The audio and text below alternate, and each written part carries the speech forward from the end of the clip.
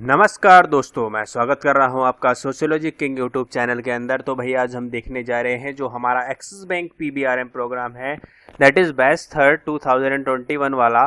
तो इसके अंदर क्या है भाई, जो हमारा एनआईआईटी का जो इंटरव्यू था उसका रिजल्ट तो आउट हो ही चुका है। वो आप सब लोगों ने देख भी लिया होगा और जिसने नहीं देखा है वो भी देख सकता है प्रीवियस वाली वीडियो को देखकर, है ना। तो अब इसके बाद आगे क्या क्या प्रोसेस रहने वाली है, कैसे अपने प्रिपरेशन को करना है और क्या क्या चीज़ें आपको इसके अंदर तैयार करने की ज़रूरत है, तो वो सारी चीज़ें मैं इस वीडियो के अंदर आपके साथ डिस्कस करने जा रहा हूं। तो स्टार्ट करते हैं वीडियो को विदाउट वेस्टिंग एनी टाइम।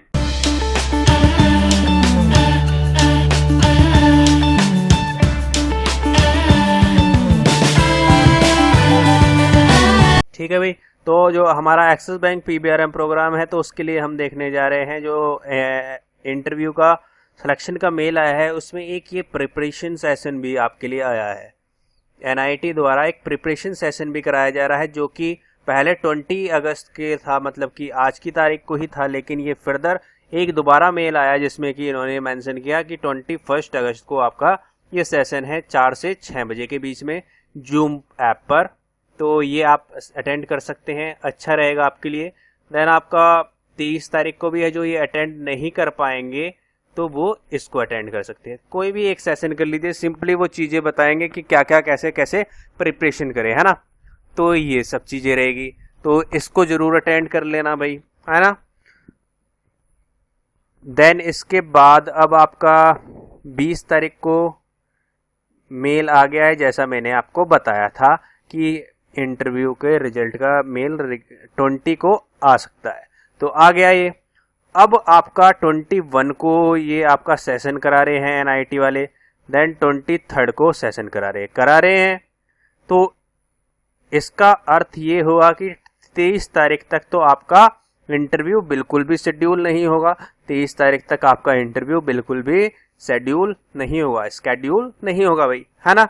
तो अब आपका मेल कब आ सकता है, तो आपका जो इंटरव्यू हो सकते हैं वो हो सकते हैं 24, 25, 26, 27, 28, 29 या फिर 29 तक हो जाएंगे मेरे हिसाब से।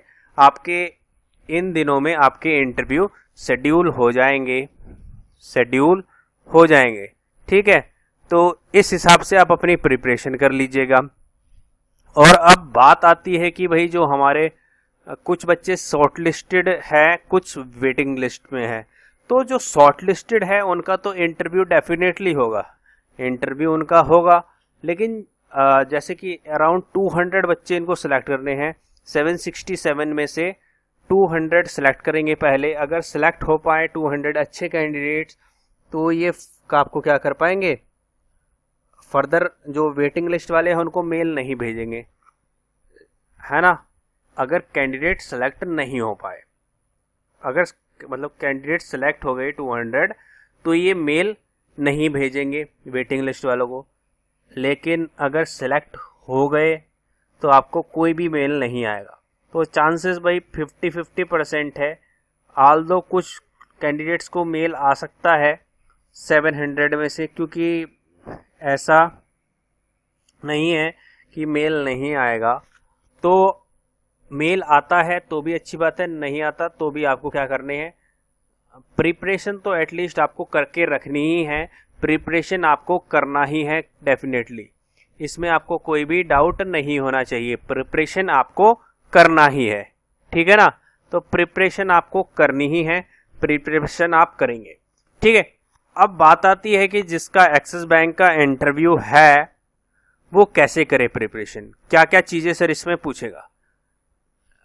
जो एक आपकी प्लेलिस्ट है यूट्यूब चैनल पर ही, जो एक्सिस बैंक पीबीआरएम प्रिपरेशन के नाम से है, तो उसमें जो भी इंटरव्यू के रिव्यूज़ है और जो आपने इंटरव्यू दिया है तो उसको एनालाइज करिए, क्या क्या चीज़ें हमसे पूछी गई, है ना।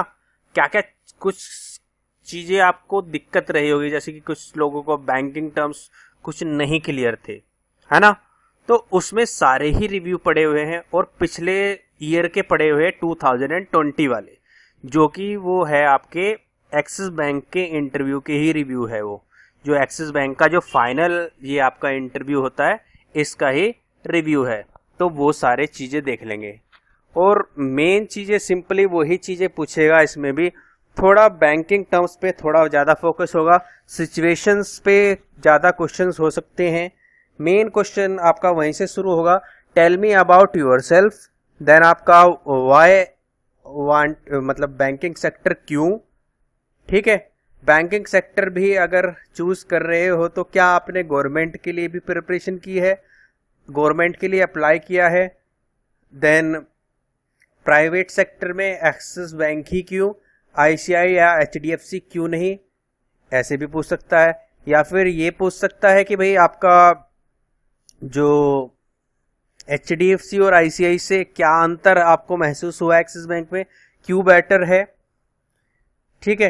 एक्सिस बैंक की हिस्ट्री, मतलब कि कब ये इस्टेब्लिश हुआ, क्या पहले इसका नाम था, कहाँ से शुरुआत हुई, कितने नंबर ऑफ इसके ब्रांचेस है ना, क्या क्या ब्रांचेस है, क्या क्या इनके प्रोडक्ट्स है, क्या क्या चीज़ें ये इम्प्रूव कर सकते हैं, है ना।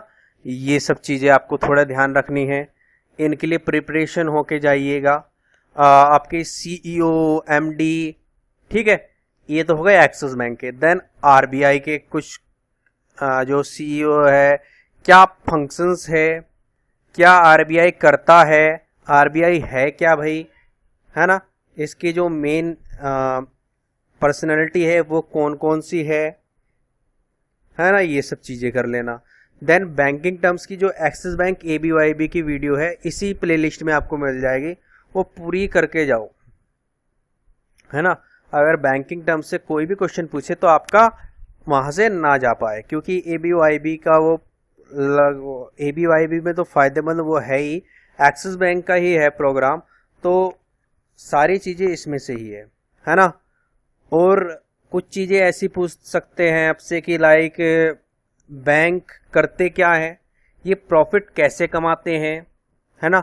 मतलब कि बैंक टोटली कर क्या रहा है, आपको थोड़ी बहुत नॉलेज है या नहीं है बैंकिंग सेक्टर से रिलेटेड, ये सब चीज़ें ध्यान रखना, ठीक है। तो ये सब चीज़ें। देन आपका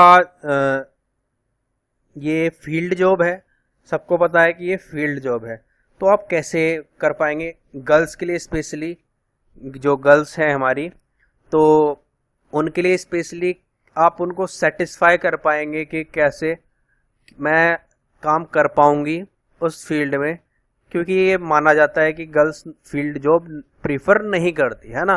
तो इस वजह से आपको थोड़ा सेटिस्फैक्टरी आंसर होना चाहिए, है ना।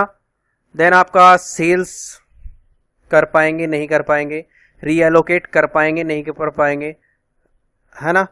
साउथ एरिया में भेज दिया, या जो साउथ इंडियन कैंडिडेट्स है जो इंग्लिश एंड हिंदी भी बहुत मुश्किल से जानते हैं, तो वो कैसे एडजस्ट कर पाएंगे इस एनवायरनमेंट में।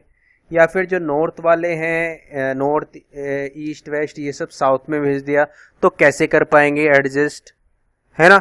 कोई भी एक सिचुएशन आपके सामने रख सकता है। देन आपका कोई भी सिचुएशन दे सकता है कि जैसे कि एक कोई आपका कस्टमर आया, उसको ये सर्विसेज चाहिए, अब लेट सपोज उसने कह दिया कि भाई आपको बैंक खाता खुलवाना है उसको, तो अब आपको ये तो पता होना चाहिए कि बैंक अकाउंट्स कितने टाइप के होते हैं, पता होना चाहिए ना। अगर आपको पता होगा तभी तो आप उसको डील कर पाएंगे, जो आपका कस्टमर है, तो ये सब चीज़ें पता होनी चाहिए, ठीक है भाई। इतनी सारी चीज़ें आपको पता होनी चाहिए, सिचुएशन बेस्ड क्वेश्चंस आपके पूछ सकता है, ठीक है। और फर्दर जो अगर आपको कोई इंटरेस्टेड है भाई कि मॉक इंटरव्यू के अंदर, तो वो अप्लाई कर सकता है, लिंक आपको इसी के नीचे डिस्क्रिप्शन में मिल जाएगा। और फ्रेशर्स, ये तो हो गया फ्रेशर्स का मेन।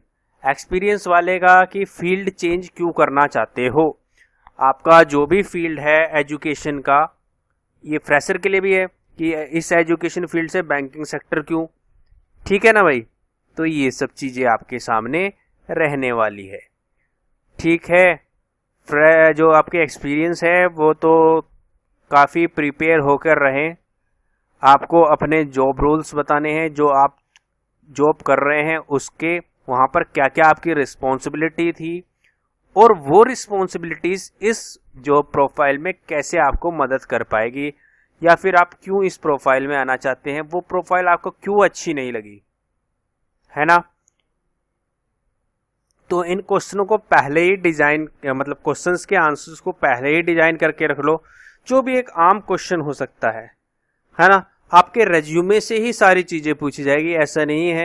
एक बैंकिंग टर्म्स को छोड़कर और ये बैंक से रिलेटेड चीजों को छोड़कर सारी चीजें आपके रेज्यूमे से ही होगी, इसमें आपको कोई भी डाउट नहीं होना चाहिए, ठीक है। तो ये सब चीजें आपकी रहने वाली है। आपका इंटरव्यू 24, 25, 26, 27, 28, 29 इन तारीखों में हो सकता है। और जैसे ही मेल आएगा आपको इंटरव्यू के शेड्यूल के रिगार्डिंग, तो मैं आपको इन्फॉर्म भी कर दूंगा इन सब चीज़ों के लिए। और फर्दर उसके बाद इंटरव्यू के रिव्यू की वीडियो बनाते रहेंगे। तो प्लेलिस्ट मेन आप कवर कर लो, प्लेलिस्ट को बिल्कुल कवर कर जाना, है ना। प्लेलिस्ट को बिल्कुल कवर करके जाना।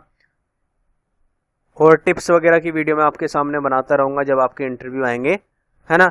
तो ये सब चीज़ें रहने वाली है।